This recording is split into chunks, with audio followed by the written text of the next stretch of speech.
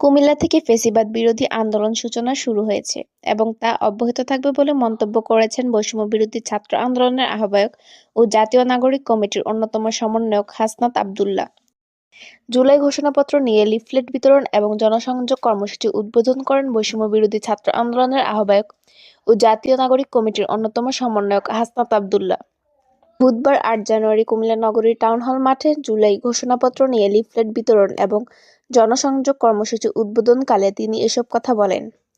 তিনি আরও বলেন, আমলাতান্ত্রিক জটিলতার কারণে ও অজুহাত দেখিয়ে আহত ও নিহত শহীদ পরিবারকে কোনো সুযোগ সুবিধা দিচ্ছেন না এই সরকার। শহীদ পরিবারের ভুক্তভোগী সদস্যরা কোনো ধরনের সুযোগ সুবিধা না পেয়ে ছাত্র সমাজের কাছে করেছে বলে দাবি করেন বৈষম্যবিরোধী ছাত্র আন্দোলনের কেন্দ্রীয় আহ্বায়ক হাসনাত আব্দুল্লাহ। কুমিল্লা থেকে ফ্যাসিবাদ বিরোধী আন্দোলন সূচনা শুরু হয়েছে এবং তাহা অব্যাহত থাকবে এবং ২৪-এর বাংলাদেশের আগামীর স্বপ্ন কুমিল্লা থেকে যাত্রা শুরু হবে।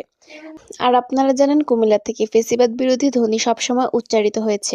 আগামী ৬ দিন পর্যায়ক্রমে দেশের বিভিন্ন জেলায় এই কর্মসূচি পালন করা হবে। এই সময় আরও উপস্থিত ছিলেন বৈষম্যী ছাত্র আন্দোলন কুমিল্লা জেলার আহ্বায়ক মোহাম্মদ সাকিব হোসাইন, জেলার সদস্য সচিব রুবেল হোসাইন, মহানগরের সদস্য সচিব রাশেদুল হাসান।